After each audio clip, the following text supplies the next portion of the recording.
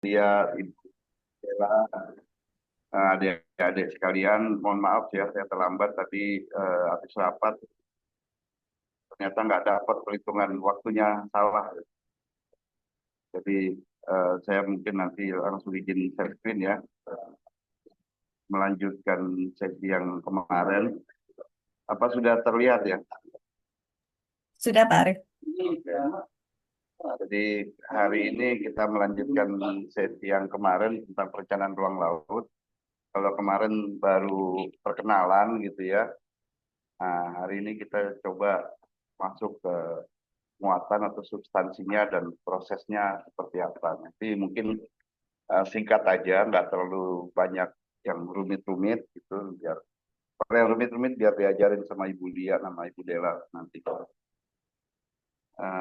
Ya langsung, jadi Bapak Ibu malah, mungkin masih mengingat kuliah yang kemarin gitu ya. Untuk yang hari ini kita cerita substansi. Jadi ini ada definisi ya tentang rencana tata ruang atau rencananya zonasi. Ini saya coba carikan dari Permen KP ya, Peraturan Menteri Kelautan Perikanan nomor 28 tahun 2021 tentang penyelenggaraan penata ruang laut, bahwa rencana tata ruang laut itu diartikan sebagai rencana yang menentukan arah penggunaan sumber daya disertai penetapan struktur dan pola ruang laut pada kawasan perencanaan yang memuat kegiatan-kegiatan yang boleh dilakukan, tidak boleh dilakukan, serta kegiatan yang hanya dapat dilakukan setelah mendapatkan izin. Jadi sebenarnya rencana tata ruang laut itu atau rencana tata ruang sih secara umum sebenarnya bukan hanya sekedar peta ya, peta rencana sudah pola ruang atau peta tata ruangnya, tapi di balik peta itu ada muatan-muatan seperti yang hal-hal nanti yang boleh dan tidak boleh dilakukan pada setiap zonanya atau pengaturannya.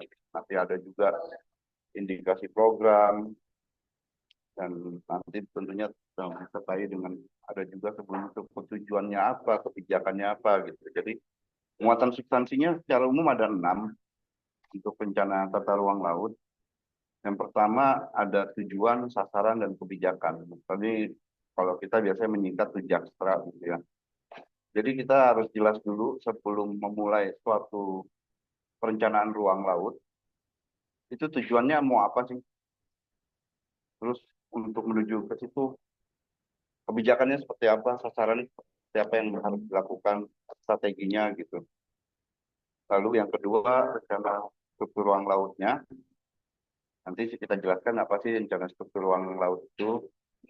Lalu ada rencana pola pola ruang laut, gitu ya. Dan lalu peraturan manfaatan ruang ya. Ini tadi yang tadi dalam definisi apa itu yang boleh dan tidak bolehnya gitu.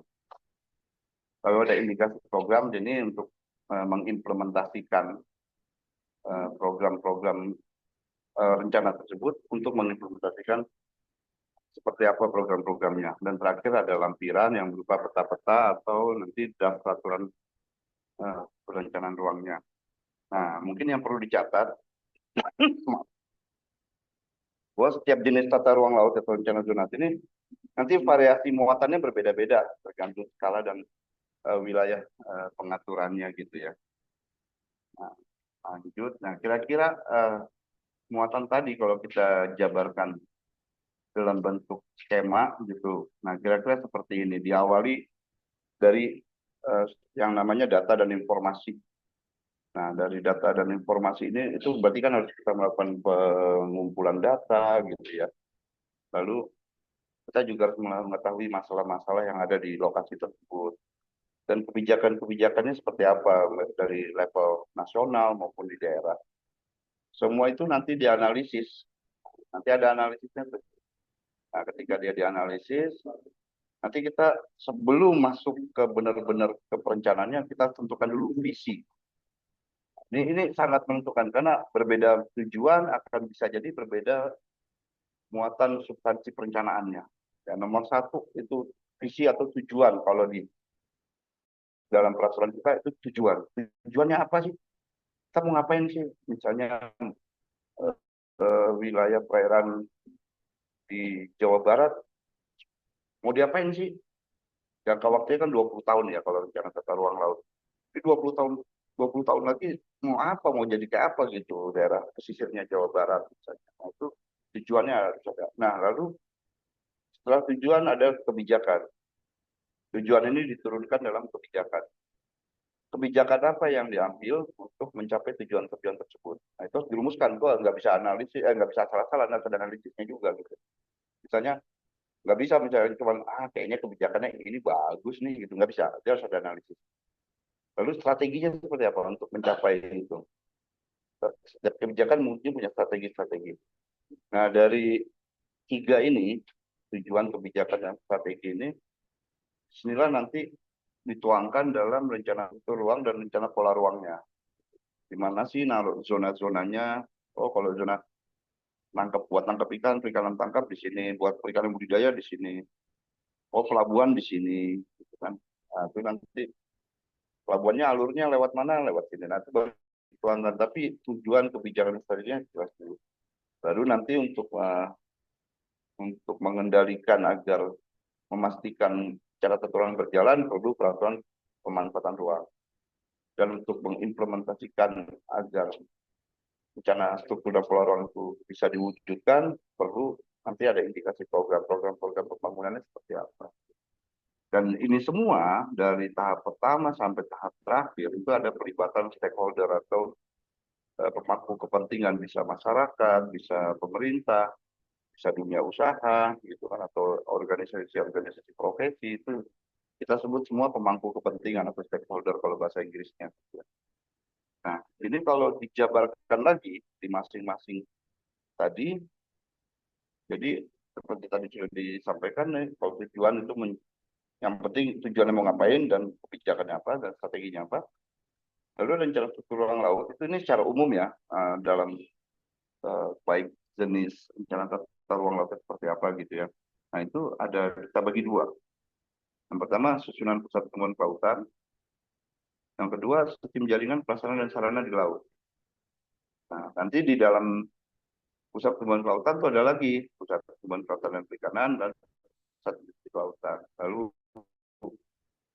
di bawahnya sistem jaringan ada sistem jaringan transportasi, energi, telekomunikasi, sumber daya air. Nah, lalu yang kedua ada yang ketiga ada rencana pola ruang laut. Rencana pola ruang laut itu kalau orang geografi simpel lagi nih. Kalau rencana struktur ruang laut itu nanti digambarkan di petanya bentuknya garis dan titik. Tuh, kalau di pola ruang laut bentuknya poligon, blok-blok zona-zona.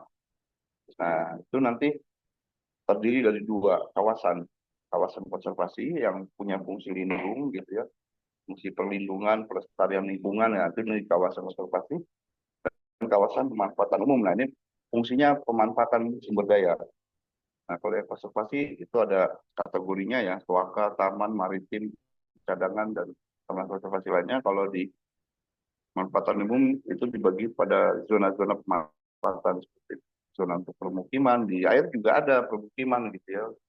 Bukan dijadiin komplek, bukan, tapi permukiman misalnya masyarakat tradisional yang memang hidupnya di atas air. Jadi dia pakai bangunan panggung gitu di pesisir atau ada pariwisata di mana buat penyelam gitu ya, snorkeling, zona perikanan tangkap, pelabuhan laut, zona industri. Nah ini bisa jadi kalau kita membutuhkan ruang di laut untuk industri bisa direklamasi gitu juga. Itu bisa. Lalu nanti untuk pengendaliannya ada peraturan manfaatan ruang yang kegiatan diperbolehkan, tidak diperbolehkan maupun diperbolehkan dengan syarat dan indikasi program. Nah ini tadi ini ada terdiri dari usulan-usulan program, lalu lokasi programnya yang akan diimplementasikan di mana, sumber pendanaan, waktu dan tahapan,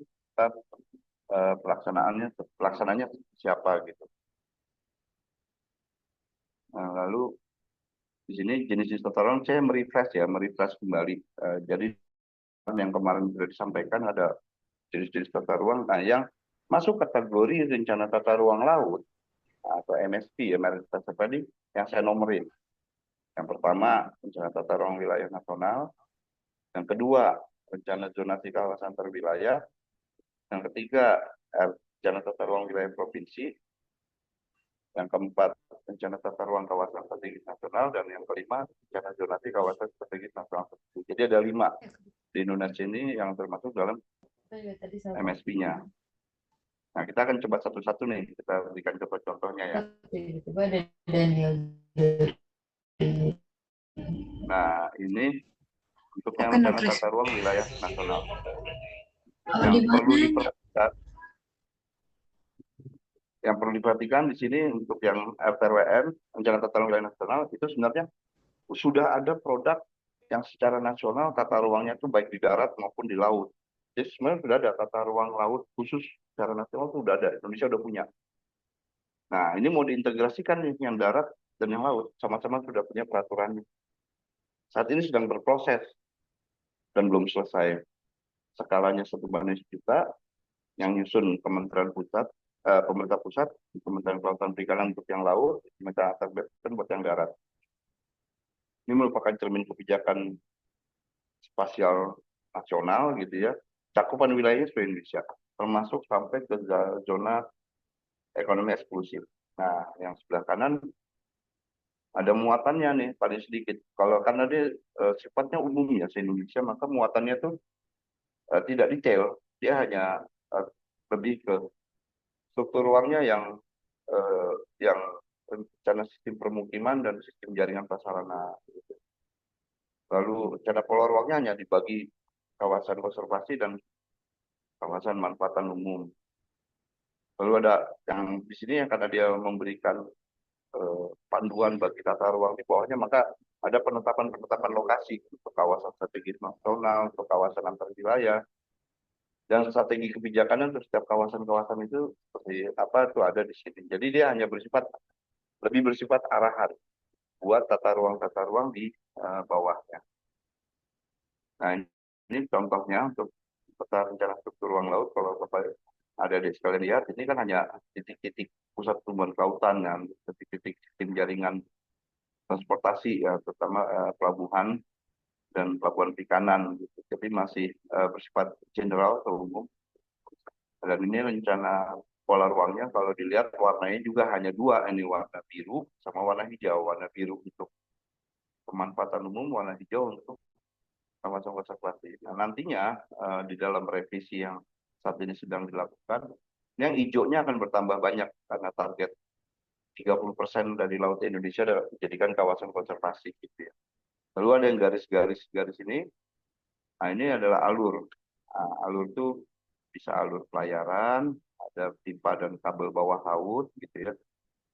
Ada juga untuk alur migrasi biota seperti yang tergambar di sini, cetacea. Cetacea itu grupnya paus-pausan lah gitu. Sama penyu. Ini jangan diartikan kita mengatur penyunya lewat sini ya, tapi ini data bahwa penyunya sering lewat situ gitu. Yang kita gambarkan bukan kita mengatur, kan nggak bisa kita nyuruh penyunya, penyu kamu lewat koordinat sini, kan nggak bisa karena nggak kuliah geografi. Nah, lalu yang selanjutnya itu bawahnya dari RTRWN ada rencana zonasi kawasan terwilayah. Ini merupakan rencana detail dari rencana tata ruang laut nasional tadi. Jadi laut Indonesia setelah tadi diatur semuanya secara umum dibagi-bagi lagi ke dalam 20 kawasan antar wilayah. Itu meliputi teluk, selat, dan laut yang kawasannya meliputi 2 provinsi atau lebih gitu. Misalnya nih Laut Jawa kan banyak nih provinsi yang diliputinya, ada provinsi-provinsi di Pulau Jawa aja ada berapa gitu kan, ada 4, 5 sama DKI. Lalu ada yang kena di Sumatera tuh Sumatera Selatan, Lampung, Bangka Belitung, lalu di Kalimantan itu ada berapa, ada Kalimantan eh, Barat, Kalimantan Tengah, dan Kalimantan Selatan gitu. Jadi eh, ini laut yang mempunyai 2 provinsi atau lebih. Nah, itu ada 20 di Indonesia ini. Ada nomor-nomornya bisa dilihat.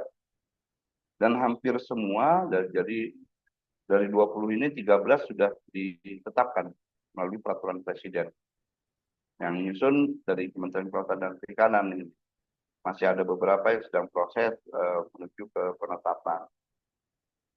Ini contohnya untuk produknya ya. Jadi karena skalanya 1 banding 500.000, jadi belum terlalu detail juga gitu ya. Tapi ini sudah sangat memadai untuk karena dia mengatur lebih pada perairan di atas 12 mil. Jadi yang menjadi catatan untuk bencana zonasi kawasan terwilayah ini dia yang lebih banyak pengaturannya adalah yang di atas 12 mil laut. Jadi 12 mil laut sampai ke zona ekonomi eksklusif. Nah, jadi untuk yang di bawah 12 milnya, nanti kita lihat lagi, banyak lagi. Tapi yang kawasan terwilayah ini lebih ke yang di atas 12 mil. Nah, yang menarik, ini yang menarik dari zonasi kawasan terwilayah ini, kemarin kalau ada ingat kuliah bahwa ruang laut itu terdiri dari 3 dimensi ya, permukaan, kolom, dan dasar gitu ya, serta dimensi waktu. Nah, di sini di rencana zonasi kawasan terwilayah ini sudah dicoba bagaimana sih kalau mengaturnya berdasarkan 3 dimensi ini. Jadi teman-teman di KKP ini sedang mengembangkan nih tata ruang laut yang pengaturan 3 dimensi, yaitu untuk ruang permukaan, ruang kolom, dan ruang dasar. Ini waktu itu Ibu Lia juga termasuk tim yang mengkonsep ini gitu kan. Nah, jadi terlihat dari gambar yang di sebelah kanan itu, pemanfaatan ruang itu memang bisa berbeda kalau di laut, antara yang di atas dan di bawahnya bisa beda gitu. Misalnya saya ambil contoh di Nusa Penida gitu ya, di Nusa Penida di Bali itu sampai diatur jamnya. Jadi karena di atasnya buat lewat-lewat kapal gitu ya, dan mancing ikan, nelayan. Tapi di bawahnya itu buat wisata selam. Kan gak lucu kalau ada orang lagi nyelam, atau kena jaring gitu kan, atau kena pancing gitu. Nah, akhirnya diatur. Kalau nyelam di sini, jamnya jam segini. Nah, pada saat jam orang nyelam, nelayan nggak boleh nangkep ikan. Begitu juga sebaliknya, pada saat nelayan nangkep ikan, orang jangan nyelam gitu. Nah, itu sampai pengaturannya kalau yang di Bali seperti itu, saya ambil contoh. Nah, ini yang di teman-teman KKP buat di rencana zonasi kawasan terwilayah sudah dicoba. Nah, ini yang di Laut Banda. Jadi sudah dibuat 3 layer peta gitu. Peta untuk permukaan, pengaturannya seperti yang di kiri atas. Untuk yang kolomnya, pengaturannya seperti yang di kanan atas. Dan yang dasarnya seperti yang kanan bawah. Kan berbeda itu kalau dilihat itu kan pengaturannya. Nah, itu eh, sedang dikembangkan. Nanti tantangan nih bagi teman-teman di geografi UNJ gitu ya. Untuk bagaimana sih kita meng-create peta 3 dimensi. Selanjutnya untuk rencana zonasi wilayah kecil dan pulau kecil yang kemudian diintegrasikan ke dalam RT/RW provinsi ya. Nah, ini untuk wilayah laut di Indonesia untuk provinsi sampai dengan 12 mil. 0 sampai 12 mil. Kalau tadi yang kawasan terwilayah di atas 12 mil, kalau yang provinsi ini 0 sampai 12 mil. Nah, jadi berarti se-Indonesia udah nih tercover nih detailnya. Di atas 12 mil dan di bawah 12 mil. Nah, skalanya 1:250.000. Yang menyusun pun teman-teman di provinsi. Dan dia diintegrasikan nih seperti di gambar yang sebelah kiri itu kan, dari yang tata ruang yang darat dengan yang laut digabung jadilah seperti itu. Nah, ini contoh yang di Jawa Barat, saya ambil contoh gitu ya. Nah, yang menarik di sini kan skalanya 250.000, tapi khusus di laut bisa didetailkan lagi sampai pada skala 1:50.000 karena untuk di laut itu butuh yang lebih detail karena untuk perizinan. Sementara kalau yang di provinsi itu belum dimanfaatkan untuk perizinan. Mereka perizinannya ada di level kabupaten atau kota gitu ya. Nah, ini ambil contoh, ini contoh yang di Provinsi Jawa Barat. Yang sebelah kiri rencana struktur ruang, yang sebelah kanan rencana pola ruang. Yang sebelah kiri itu jaringan pusat perkotaan gitu ya, serta jaringan sarana dan prasarana. Ini kalau di zoom, wah itu di laut sebelah utara Bekasi itu udah padat juga tuh, ada kabel, ada alur pelayaran gitu kan. Nah, yang sebelah kanan itu untuk zoningnya pada skala 1:250.000. Nah, kemudian didetailkan yang sebelah kanan nih pada skala 1:50.000. Nah, ini kan pada gambar yang kiri bawah itu kan lebih kelihatan lebih detail gitu petanya, dan zonanya juga lebih detail seperti yang di kanan itu kan, zona-zona pada 1/250.000 kita sebut kawasan gitu ya, jangan pada 150.000 disebut zona. Dan itu saya ambil contoh yang kawasan perikanan ini yang warna biru. Ketika 50.000 dia terbagi tiga, ada perikanan tangkap, perikanan budidaya, perikanan kecil, nah gitu. Ya, ada juga yang tidak bisa dibagi lagi, ya sudah tetap namanya, tapi pada yang bisa dibagi didetailkan. Ini yang provinsi. Nah, lalu yang kawasan strategis nasional, sama ini juga terintegrasi gitu ya, darat lautnya. Eh, Seperti yang di provinsi tadi, udah ada yang nyusun daratnya di Kementerian ATR BPN, lalu di KKP menyusun yang lautnya, lalu diintegrasikan, jadilah peta ATR KSL terintegrasi. Saya ambil contoh yang gerbang Kertasila. Nah, mungkin nanti kalau orang Surabaya tahu ini gerbang Kertasila apa gitu ya. Lalu menariknya kalau keunikan dari KSN ini, dia punya sudut kepentingan strategis nasionalnya. Jadi dia disusunnya enggak semuanya, enggak semua yang di blok sebagai wilayah perencanaan dibikin zoning yang enggak, tapi ada nilai-nilai strategis nasionalnya. Dia ada 4 nilai strategis nasional.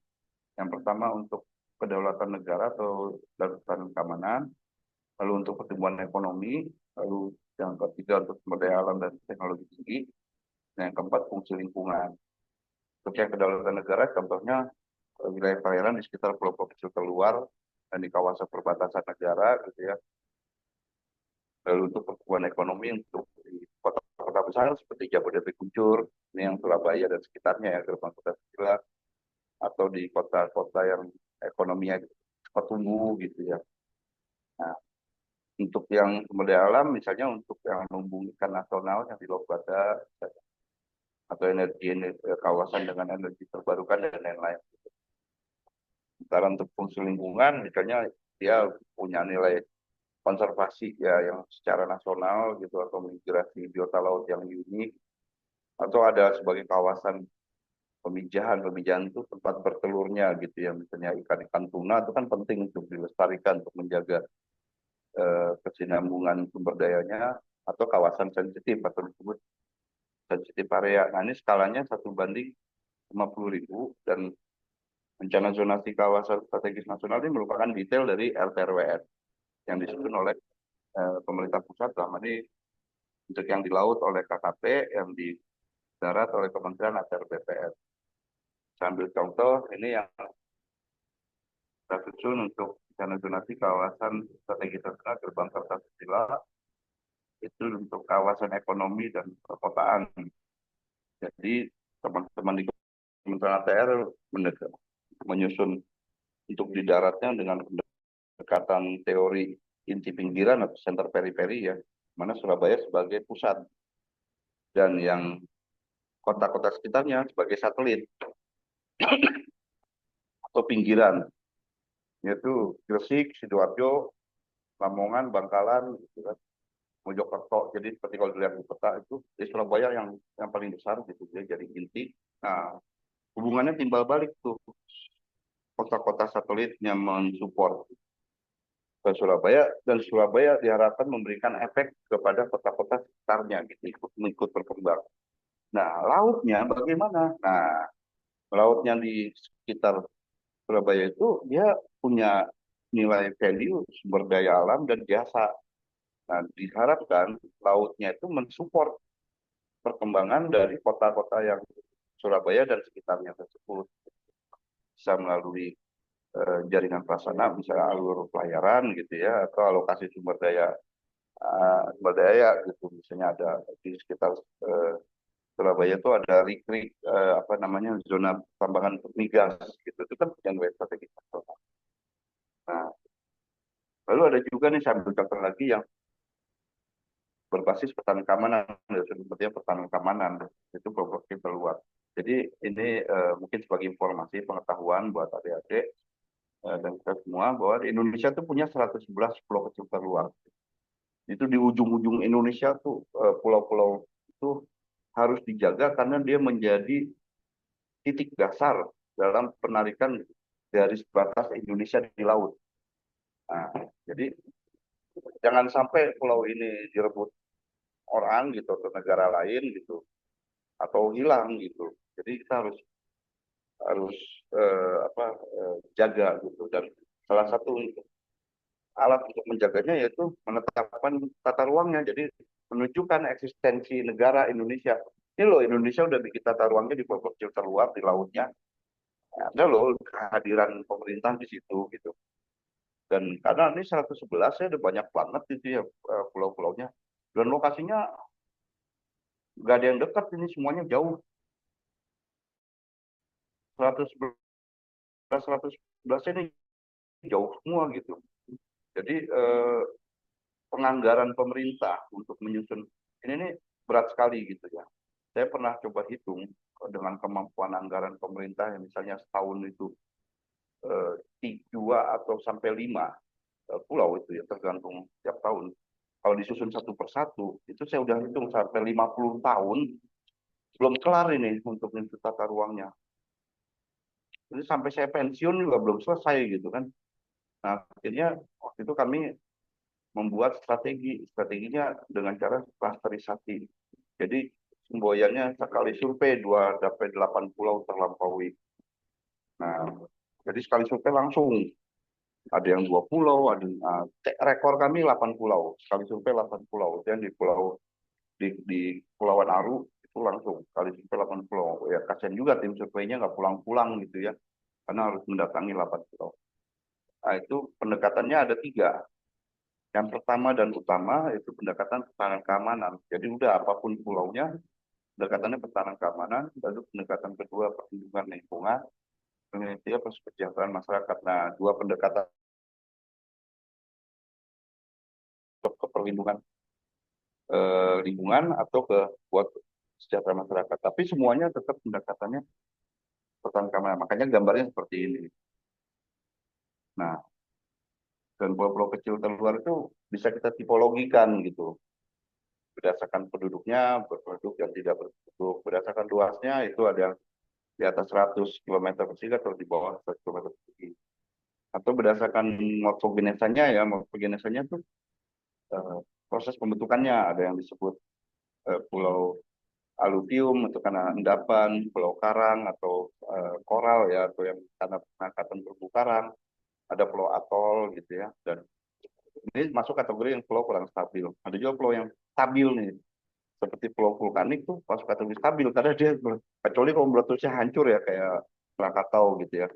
Pulau tektonik itu biasanya stabil karena batuannya kan keras gitu, atau teras perangkat, petaba, dan genesis campuran. Gitu. Petaba itu kayak monad knock gitu ya. Nah, lalu ada juga tipologinya, dia punya interaksi dengan negara tetangga nggak? Karena di perbatasan Indonesia tuh banyak gitu pemanfaatan oleh negara asing terhadap pulau-pulau tersebut karena hubungan budaya. Gitu. Misalnya di perbatasan Timor Leste gitu ya. Jadi interaksinya kuat sekali gitu, karena mereka berbahasa yang sama, mukanya juga mirip. Kalau ditangkap susah bedain ini orang Indonesia apa orang Timor Leste nih gitu. Dan itu ada interaksi yang sangat kuat. Nah ini semua menjadi tipologi, dan kita mentipologikan pulau-pulau kecil. Nah mungkin saya nih buat ini ya, buat informasi. Pulau-pulau kecil itu unik gitu. Ada yang Pulau Raya gitu. Itu Pulau Raya di Aceh itu tadinya berpenduduk, ada 3 kampung. Pada saat tsunami habis kampungnya, tersapu tsunami, penduduknya pada wafat gitu ya. Ada yang selamat pas kebetulan aja di daratan Sumateranya. Nah saat ini hanya dihuni kerbau dan sapi. Tapi masih ada sisa-sisa rumahnya, masjidnya itu masih ada. Lalu ada juga pulau terluar ini yang tidak punya daratan gitu. Jadi Indonesia curang gitu. Tapi nggak apa-apa curangnya. Sebenarnya itu bukan pulau yang disebut Karang Unarang gitu ya. Itu hanya karang aja dan nggak ada daratannya. Tapi kita harus menetapkan itu sebagai titik dasar. Kalau tidak, maka Malaysia akan bertambah wilayahnya. Nah, makanya Indonesia sedikit curang, biar kelihatan kayak pulau, dibuatlah menara suar gitu. Dan statusnya di PBB saat ini sebagai pulau terluar, walaupun hanya berupa menara suar. Ada juga Pulau Sambit di Kalimantan Timur. Ini bentuknya berubah-berubah. tergantung musim. Kalau musim barat, pasirnya ke sebelah sana, ke kiri, misalnya pada musim timur, dan sebaliknya. Jadi bentuknya berubah-ubah ini, yang Pulau Sambin. Ada juga Pulau Nipah misalnya. Ini pada tahun 2003 udah hampir tenggelam itu. Kalau lihat di Citra yang tahun 2003 tuh udah nggak ada bentuknya tuh, udah tinggal nunggu habis gitu ya. Tapi akhirnya direklamasi dan pada tahun 2018 itu ya, seperti kita tuh sudah jadikan pangkalan angkatan laut gitu. Lalu ada juga tuh yang kalau yang di Pulau Ngekal yang di Jawa Timur itu coba bayangin gimana cara bangun, ada menara suar di situ tuh yang sebelah kanan bawah itu. Berdiri aja susah gitu. Saya pas itu kalau dilihat ada pusaran air gitu ya. Itu kami ngambil fotonya aja nggak berani dekat itu pakai drone. Nah, terus tiba-tiba di situ ada yang bisa bangun menara suar itu. Gimana cara bangunnya itu? Itu juga masih misteri gitu. Nah, ini kita aja hanya keunikan-keunikan ya tadi foto kecil keluar. Nah ini contoh rencana tata ruang laut atau rencana zonasi di Pulau Kecil Keluar di sebelah kiri. Ini Pulau K Besar atau Teput Nuhuyut gitu ya. Ini struktur ruangnya dan sebelah kanan rencana pola ruangnya gitu. Nah yang menarik di sini kenapa saya jadikan contoh ya misalnya karena ini konsepnya menarik ya. Dia membangun konektivitas antara pulau K Besar yang pulau yang lebih yang bentuknya memanjang ini dengan pusat kegiatan yang di pulau sebelahnya gitu. Jadi membangun konektivitas intinya dan mengoptimalkan dan membangun juga konektivitas antar kecamatan melalui laut. Dan yang menarik di ujung pulau itu dia ada titik dasar yang warna ungu itu yang di zoom itu kita lindungi sebagai daerah yang harus dilindungi karena di titik dasarnya dan di sekitarnya tuh ada kawasan pencadangan kawasan konservasi. Karena di situ ternyata kami pada saat survei ketemu nih, jadi lautnya udah penuh sama ubur-ubur gitu ya, ubur-ubur merah. Dan itu adalah makanan penyu. Nah, ini daerah situ kita dilindungi nih, jangan sampai rusak gitu. Karena ini penyu tuh makannya di situ gitu. Dan itu banyak sekali ubur-uburnya, lautnya seperti di foto hampir berwarna merah gitu, tertutup sama ubur-ubur merah. Dan nah ini terus kami juga mengalokasikan buat pelabuhan di mana, wisata di mana, gitu, di pulau K besar ini. Nah yang terakhir untuk yang rencana zonasi kawasan strategis nasional tertentu itu nilai strategisnya ada dua. Pertama dia punya nilai situs warisan dunia dan yang kedua cadangan karbon biru. Nah, ini yang kita sedang dorong. Ini saya ambil contoh, kita menetapkan sudah ditetapkan ya Pulau Belitung itu sebagai biopark atau taman bumi dan sudah ditetapkan oleh UNESCO dan dia punya titik-titik yang kita sebut geosite atau situs geologinya yang di pantai dan di laut banyak dan di darat juga ada. Nah, yang di laut kita bikin zonasinya nih untuk melindungi geosite itu dari pembangunan dan aktivitas manusia gitu. Jadi jangan sampai kan kalau di Belitung yang di laut itu kan terkenal batu-batunya ya seperti kalau yang nonton film Laskar Pelangi kan pada duduk-duduk di atas batu. Nah itu geosite itu sebenarnya warisan dunia. Nah, jadi itu harus dilindungi jangan sampai ada yang ngebom batunya atau reklamasi batunya gitu ya. Dan dia menjadi lokasi syuting film Laskar Pelangi sama film After Dark gitu. Nah, dunia luar juga udah mengakui. Nah, jadi harus dilindungi melalui rencana zonasi ini. Konsepnya seperti ini, kita untuk daerah-daerah sekitar geosite kita jadikan zona utama, lalu ada zona penyangga dan zona sekitar. Ini contohnya yang sudah kita susun. Dan untuk cadangan karbon biru kita belum pernah menyusun produknya karena baru mulai tahun ini gitu ya. Tahun kemarin sebenarnya identifikasi lalu tahun ini dan kita sudah punya usulan 15 lokasi, usulan lokasi eh, pencadangan karbon biru di Indonesia. Dan ini ada analisisnya gitu. Berdasarkan analisis lokasi-lokasi. Nah, kita sekarang masuk ke, itu tadi substansinya secara umum masuk ke tahapan.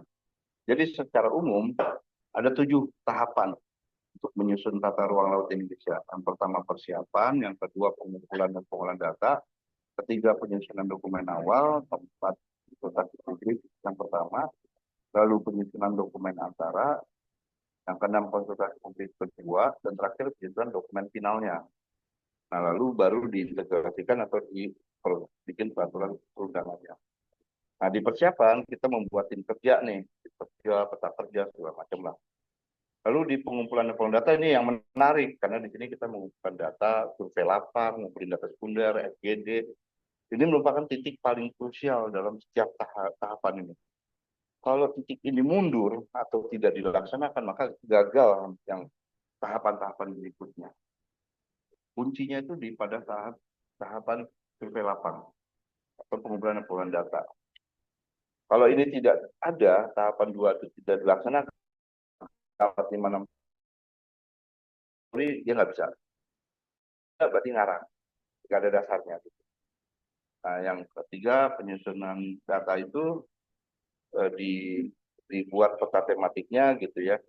Lalu isu dan permasalahannya kita identifikasi, kita mulai merumuskan tujuannya seperti apa di dokumen awal. Karena tadi pertama kan kita mesti tujuannya apa dulu. Lalu yang di konsultasi publik pertama setelah dapat datanya, lalu dikonfirmasi itu data yang kita sudah susun ke masyarakat. Biasanya kita ke masyarakat di daerah gitu ya. Lalu setelah dapat masukan, dikonfirmasi, aspirasi, kita bikin dokumen antara, yaitu penyempurnaan dokumen awal, dianalisis, data dan informasi yang kita peroleh, mendapatkan tujuan kebijakan dan strategisnya, serta rencana-rencananya, seperti rencana peluang, tetapi semuanya masih draft, belum final. Lalu draft itu kita konsultasi publikan lagi, dan ketika sudah disetujui, disusunlah dokumen finalnya. Itu secara umum gambarannya cuma seperti itu aja gitu, simple. Tapi bikinnya nggak simple. Nah, data dan informasi apa sih yang dibutuhkan pada saat menyusun marine reserve planning gitu? Yang pasti kalau di laut ya data laut atau kita sebut data oceanografi gitu ya. Lalu fisik wilayahnya, kalau dia ada daratannya seperti apa sih, pesisirnya, jenis pantainya itu juga jadi pertimbangan. Profil dasar lautnya seperti apa itu juga menjadi pertimbangan. Lalu ekosistemnya tentu ekosistem pesisir dan laut ya, mangrove, terumbu karang, lamun. Lalu sea use. Nah, kalau di darat kita sebut land use. Nah, kalau di pulau-pulau kecil terluar, ketika nyusun pulau kecil terluar, kadang kita harus memperhitungkan juga land use-nya. Tapi kalau yang lebih penting kan sea use ya, pemanfaatan ruang lautnya. Ternyata laut itu nggak cuma sekedar air gitu ya. Ada pemanfaatan misalnya seperti buat penangkapan ikan di mana, buat alur pelayaran di mana, dan itu harus diatur nantinya. Lalu ada data kebencanaan. Ya. Indonesia kan dikenal sebagai etalase bencana ya. Yang di laut aja ada tsunami, ada gelombang pasang, ada gelombang ekstrim, ada cuaca ekstrim, lalu ada sekarang lagi ngetren sea level rise gitu ya. Itu semua ada di laut. Lalu data sosial ekonomi sebagai data pendukung dan kebijakan dan rencananya. Ini data-data yang dibutuhkan pada saat kita menyusun tata ruang laut atau MSP ya, Marine Special Planning. Nah, ini beberapa contoh survei lapang yang kita lakukan ya untuk melakukan pengukuran parameter kondisi perairan.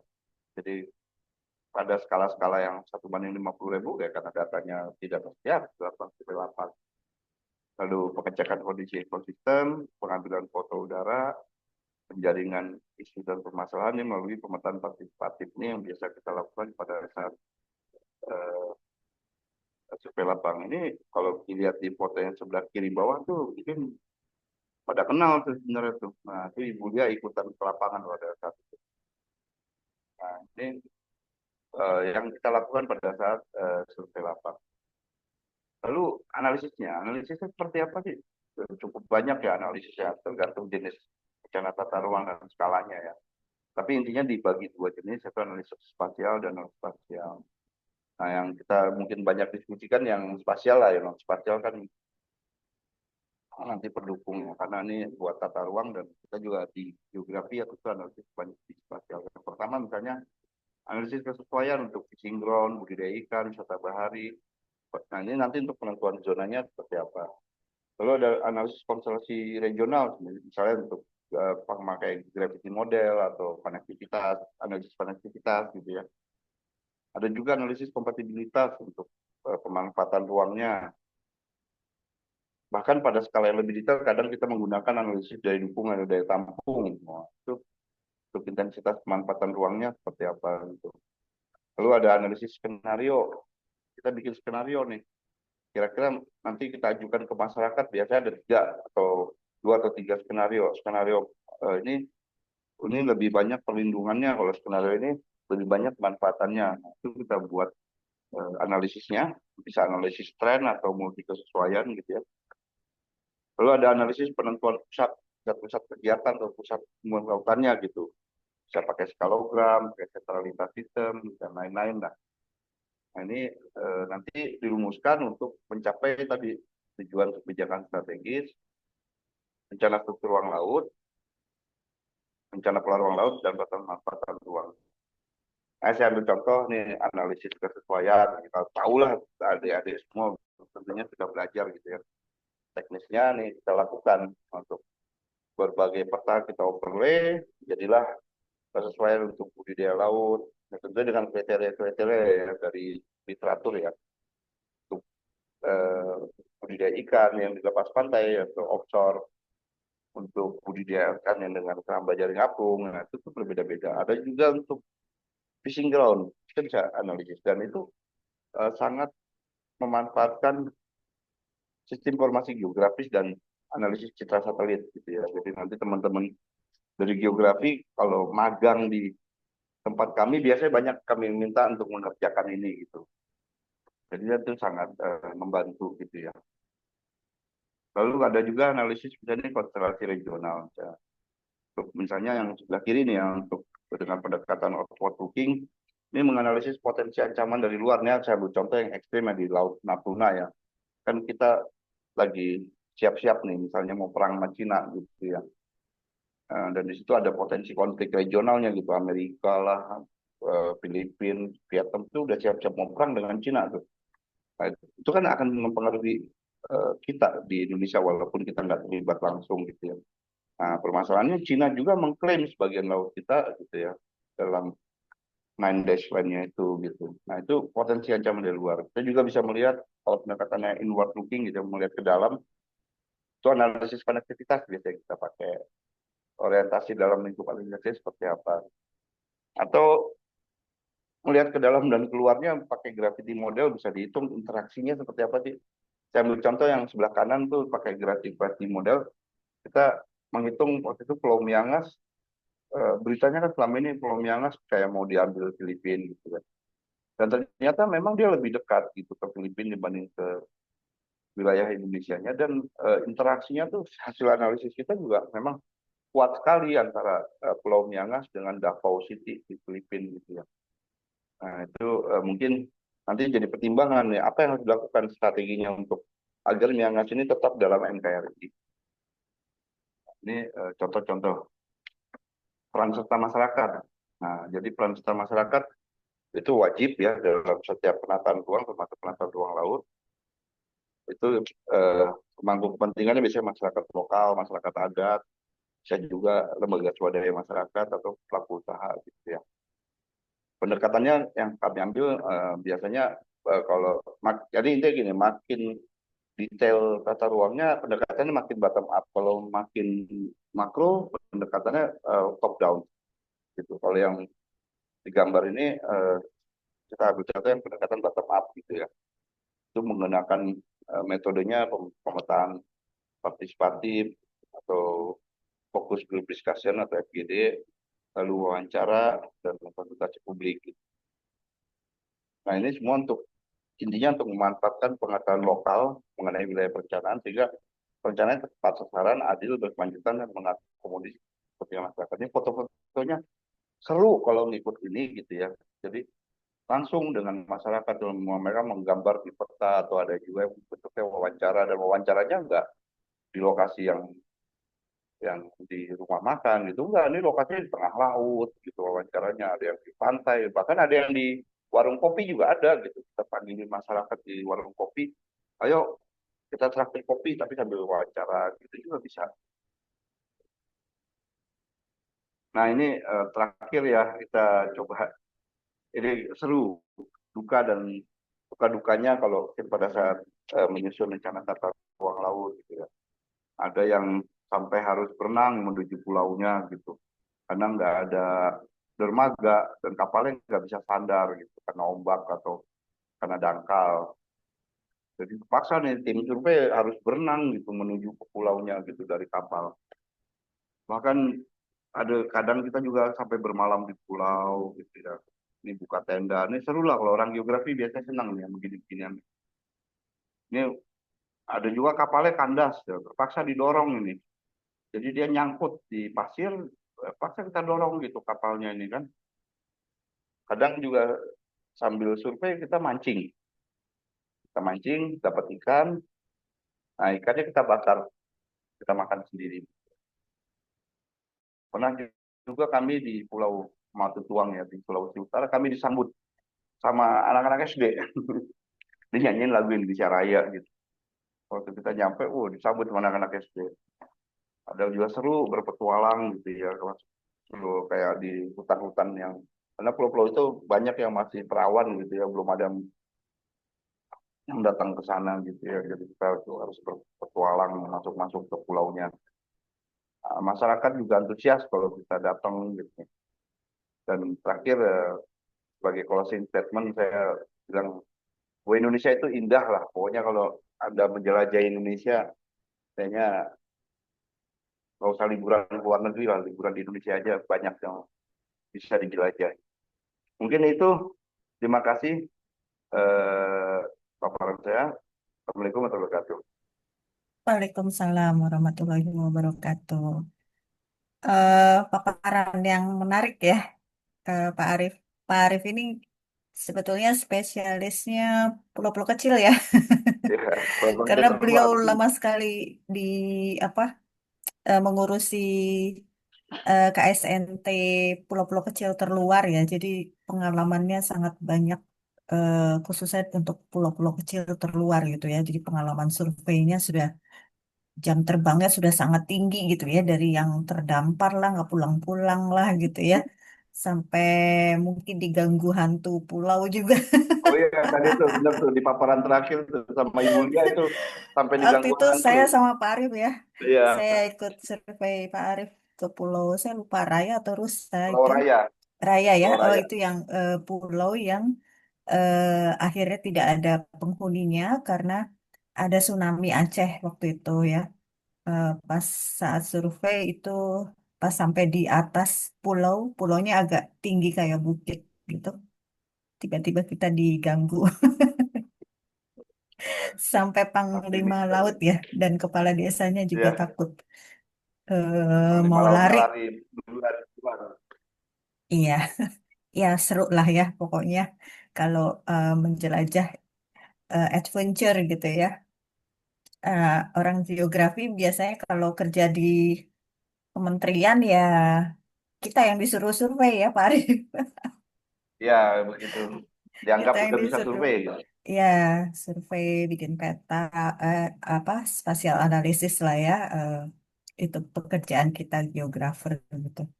Baik, mungkin mahasiswa ada yang mau bertanya ke Pak Arif, silakan.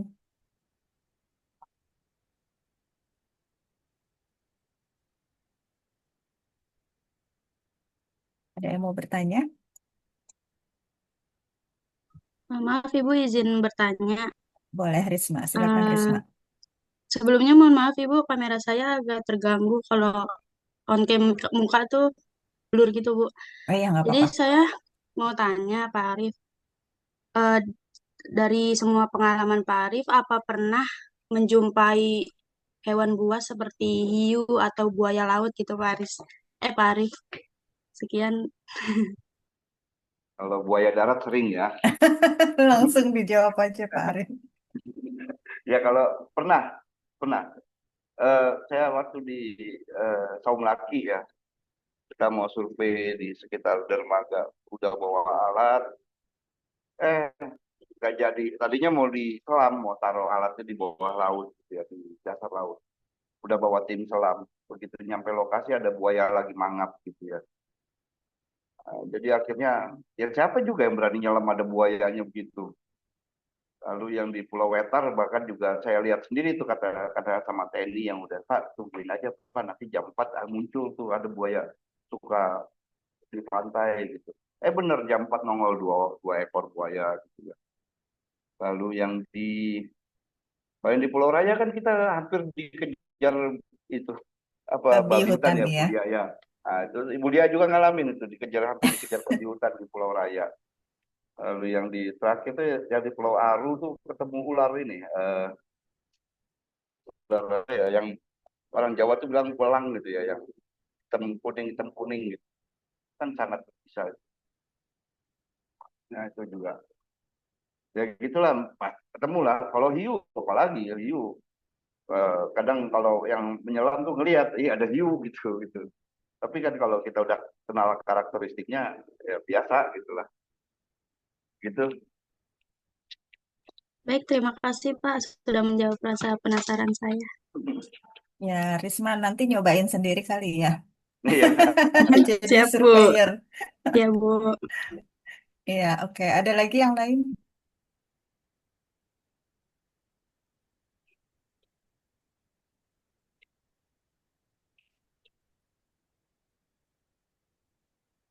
Ada lagi mahasiswa yang mau bertanya?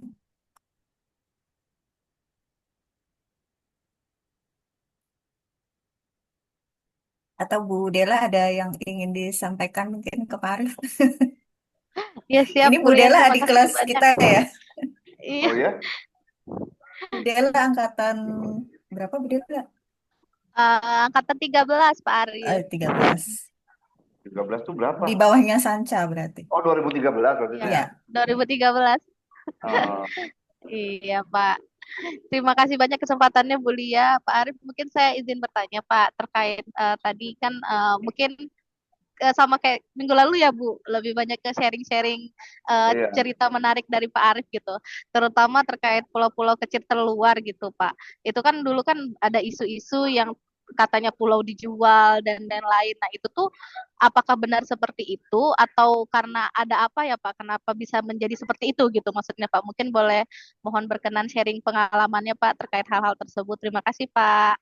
Ya, jadi ada beberapa ya kasus menarik yang mungkin sebenarnya tidak seperti yang diberitakan gitu. Saya ambil contoh gini, dulu ada kasus di Pulau Mangudu ya, pulau kecil terluar juga di NTT.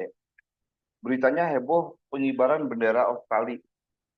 Terus beritanya tuh Pulau Mangudu diduduki Australia. Heboh-heboh banget. Lalu saya sampai datang ke sana. Apa sih yang terjadi gitu kan? Saya datengin gitu. Ternyata itu kasusnya tuh cuma ada 2 orang remaja Australia lagi liburan gitu ya, mereka surfing, terus foto-foto dengan bendera Australia dia gitu. Cuman begitu doang dia bangga gitu, dia gue udah nyampe Indonesia nih Australia gitu. Anak muda, anak remaja gitu. Tapi beritanya tuh ini Pulau Pangudu diduduki Australia. Jadi kayak hiperbol gitu ya. Itu satu. Eh, Terus ada juga memang kasus misalnya gini, jadi banyak kan contoh di di sekitar Batam misalnya. Singapura kan nggak punya pulau, gitu kan. Maksudnya daratan dia ya segitu-segitu aja gitu kan. Tapi dia pinternya, dia karena dia sebagai transit nasional gitu ya, dia mengiklankan pulau-pulau di Indonesia gitu melalui travel agentnya mereka gitu. Jadi bukan mereka ngejual pulau kita enggak, tapi ini loh, lu sini ke Singapura karena kalau lewat Singapura lu bisa Anda bisa menikmati pulau-pulau ini. Nah, pulau-pulaunya itu pulau-pulau di Indonesia yang dijual gitu, yang dijual diiklankan gitu, bukannya dia jualan pulau. Itu kasus yang kedua. Ada juga memang kasus nakal. Jadi gini, para investor ini dia eh, membangun suatu pulau kosong, terus membangun resort, dan saya keluarin modal, ketika jadi, orang lain nggak boleh masuk kecuali bayar. Nah itu kasus. Bahkan pemerintah, waktu itu pernah kasus, bupatinya mau masuk ditahan gitu, karena dia punya tentara bayaran. Padahal bupatinya gitu. Nah, kan gawat ini kalau kayak gini. Nah, itu yang kayak gitu-gitu memang ada. Tapi tidak ada kasus yang benar-benar Pulau Indonesia dijual gitu. karena tidak bisa secara aturan tidak bisa orang memiliki 100% tanah di pulau itu nggak bisa gitu sih. Baik, Pak. Terima kasih banyak ya, Pak. Berarti kalau baca berita kemungkinan kebanyakan framing gitu ya, Pak ya. Framing betul. Iya. Izin Pak nyambung mungkin Pak. Kalau yang terkait yang Raja Ampat itu gimana Pak? Yang pertambangan itu apakah itu ada dari segi tata ruang rencana pulau kecilnya bagaimana ya Pak? Yang Nah, isu yang baru juga ya, ya Pak ya. ya itu memang menarik ya. Jadi gini, eh, memang ada kelalaian kelalaian. Ini karena ini kan forumnya kampus ya. Walaupun saya orang dari pemerintah, saya eh, freely speak gitu ya. Eh, jadi ada kelalaian pemerintah. Kenapa dia memberikan izin penambangan di pulau kecil? Itu satu dari Kementerian SDM ya tentunya ya dan Kementerian ATR BPN gitu. Dia memberikan izin pertambangan di pulau kecil itu aja udah salah gitu. Dari situ aja udah salah udah. Belum lagi dampak-dampaknya itu kan akhirnya jadi dampak sedimen lah gitu kan, kerusakan di laut. Gitu. Itu sih, saya hanya bisa bicara itu gitu. Tapi yang jelas pemerintah jelas lalai. Karena saya tahu banyak tapi saya nggak boleh ngomong kalau yang detail-detailnya gitu. Siap Pak. Terima kasih banyak Pak sudah Ya, sangat menjawab Pak ya. Makasih Pak sharingnya Pak. Sangat menarik nih oke. kapan-kapan ngobrol lebih banyak lagi ya Bu Lia ya. Iya, betul. Karena sebetulnya waktunya nggak cukup ya, hanya dengan 2 pertemuan sebetulnya materi penataan ruang laut itu materi yang cukup banyak ya, Pak Arief ya. Harusnya 1 mata kuliah sendiri Betul, gitu. kayaknya satu mata kuliah sendiri harusnya Iya, ya. karena begitu banyak hal yang harus Saya aja dijelaskan gitu. bikin paparannya bingung itu. Betul, paling bingung memang kalau bikin Iya, paparan. kalau dituangin semua bisa ratusan itu Iya, betul. Oh, bisa sampai paparannya. subuh nanti. Makanya saya bingung milihinnya gitu. Iya, baik. Mahasiswa masih ada yang mau bertanya? Nanti mungkin saya juga akan share materinya Pak Arief ya ke mahasiswa apa untuk di apa dicermati mungkin ya atau nanti mungkin kapan-kapan kalau ada kesempatan lagi dan hari ini belum sempat Ya, bertanya gitu ya masih bisa santai kan. ditanyakan di lain waktu begitu ya. Gitu. Kita ngobrol-ngobrol lain di waktu lain bisa. Betul, masih banyak kesempatan. Baik. Terima kasih banyak Pak Arief sudah sharing 2 kali pertemuan ya sebagai dosen tamu di kami. Ini kami ada sertifikat ya nanti saya